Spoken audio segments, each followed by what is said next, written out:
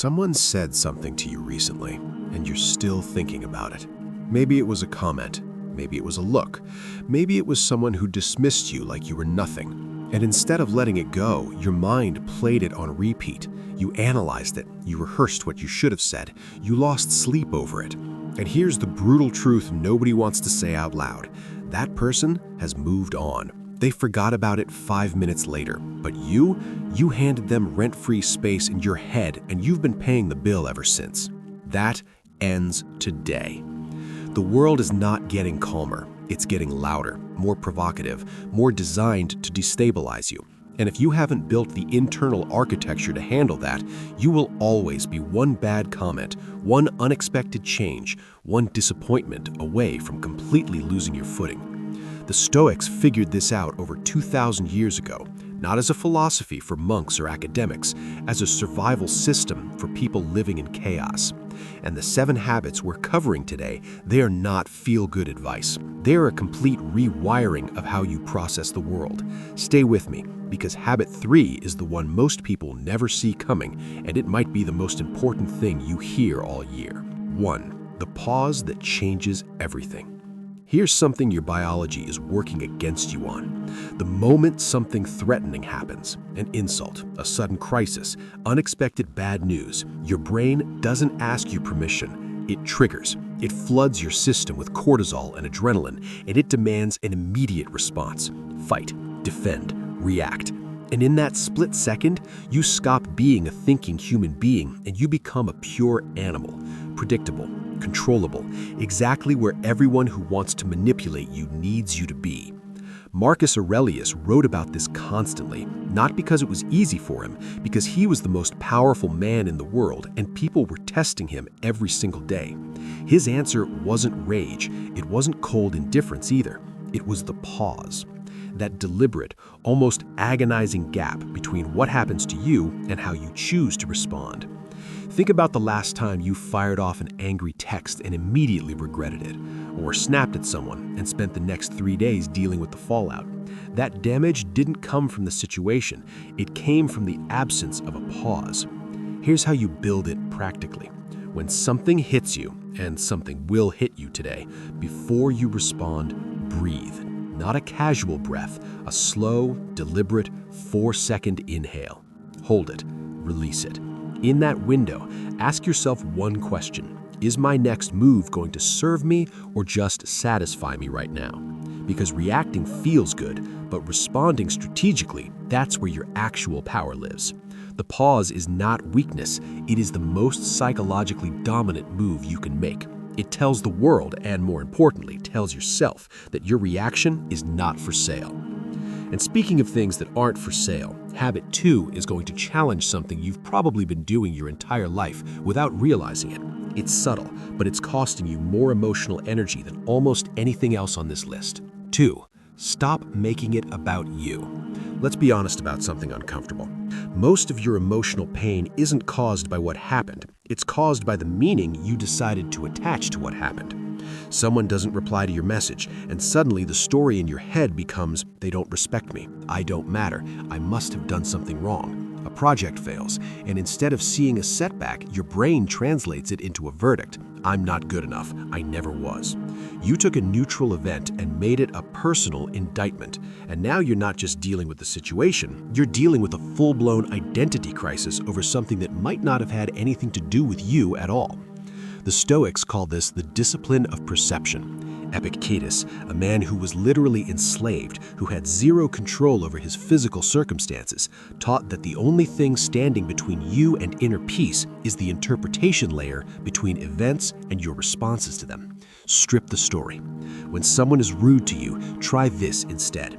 This person is clearly carrying something heavy right now. Not because you're making excuses for them, but because you're refusing to let their internal chaos become yours. When something goes wrong, state it plainly. Not, this disaster is destroying everything. Try, an obstacle has appeared. What's the most effective path through it? It sounds simple, but watch how much different your body feels when you shift the language. Watch how much faster you move through difficulty when you're not also dragging a story about your own unworthiness along with you. You are not what happens to you. You are what you decide it means. and you get to decide that every single time. Now here's where it gets really interesting, because it's not just internal stories that wreck your emotional stability. Sometimes the threat is sitting right next to you. Habit 5 is about something most people completely overlook, and once you see it, you cannot unsee it. 3. You are being emotionally infected right now. Emotions are not just internal experiences, they are contagious. Decades of social research back this up. Humans unconsciously mirror the emotional states of the people around them. It's called emotional contagion, and it is happening to you every single day, whether you're aware of it or not. Spend 30 minutes with someone who is chronically anxious and your heart rate will subtly rise. Sit in a room full of people who are bitter and complaining, and you will leave that room carrying a residue of that bitterness without even knowing where it came from. This is not a metaphor, this is neurological. Your mirror neurons are constantly syncing with the people in your environment, which means your emotional baseline is not entirely your own. It is partly a composite of everyone you allow into your airspace. So ask yourself honestly, who are you spending the most time with? Not just physically, but digitally. What accounts are you following? What conversations are you sitting in? What energy are you marinating in for hours every day? You cannot build an untouchable mind while you're leaving the doors wide open. This doesn't mean cutting everyone off. It means becoming a conscious curator. After every interaction, do a quick audit. Do you feel energized or drained, clearer or more anxious? That answer tells you everything. And when you encounter someone who is determined to drag you into their chaos, you don't have to match their energy. You don't have to argue. You don't have to absorb it. You can simply not engage. Silence is not defeat. Sometimes silence is the most powerful thing in the room. Guard your mental environment with the same intensity you'd guard your physical one, because what you let in shapes who you become.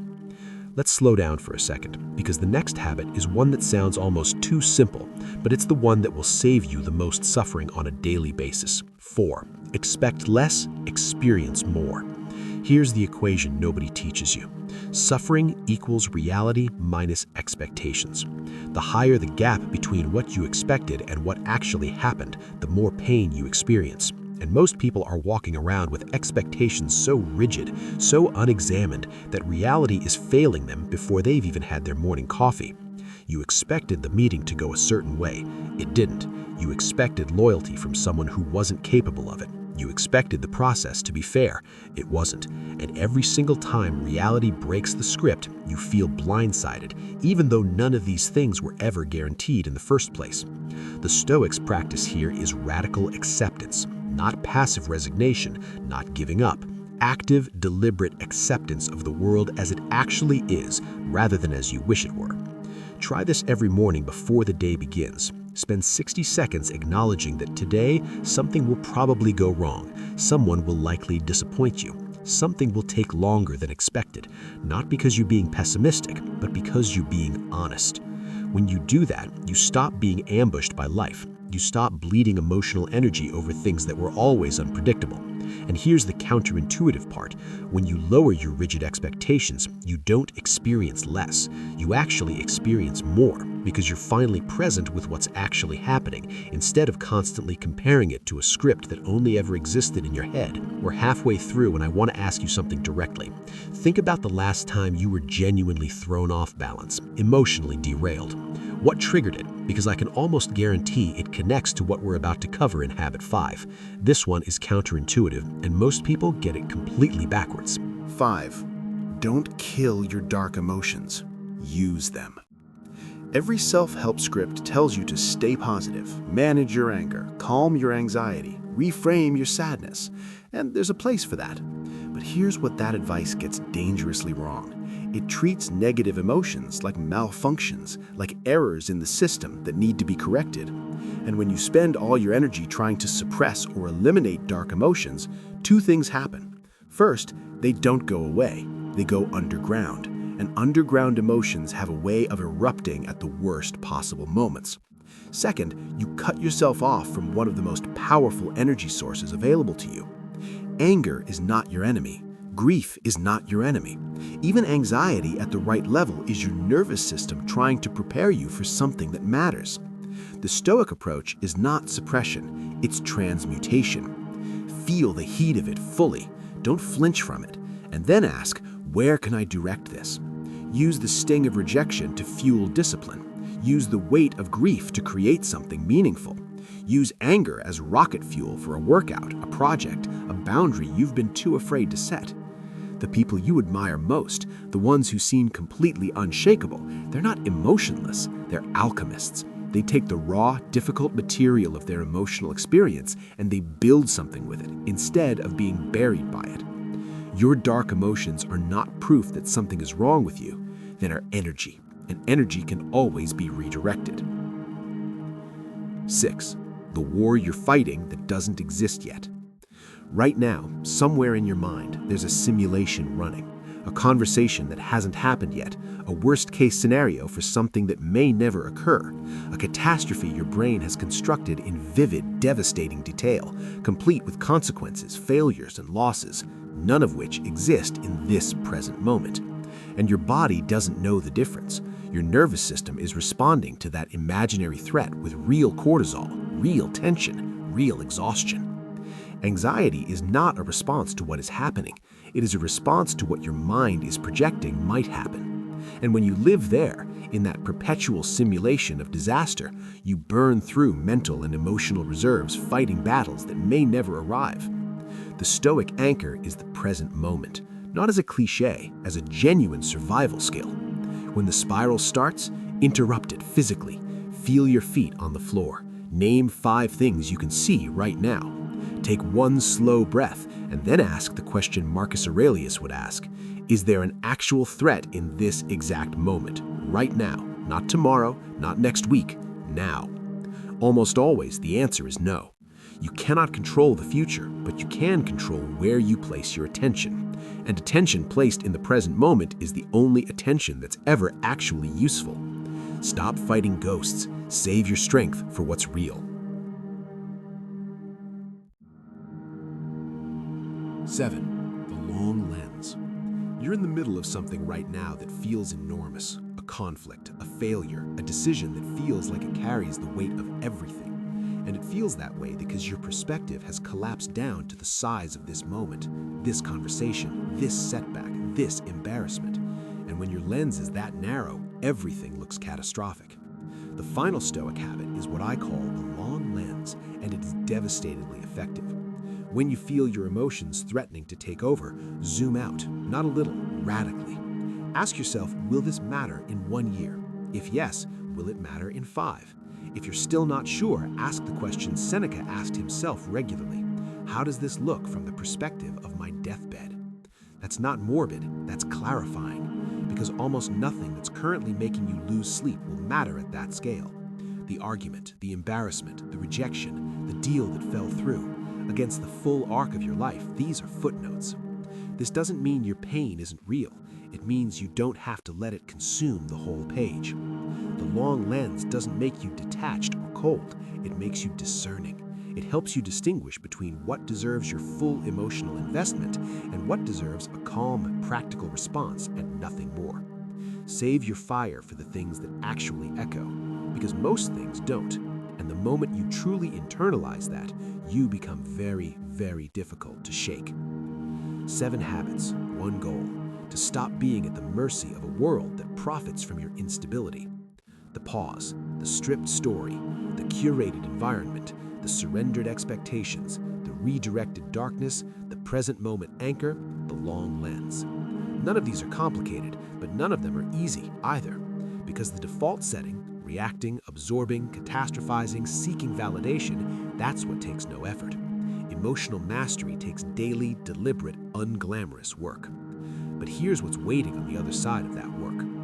You walk into a room and other people's moods stop being your problem. Someone tries to provoke you and you watch it happen from a distance, almost curious.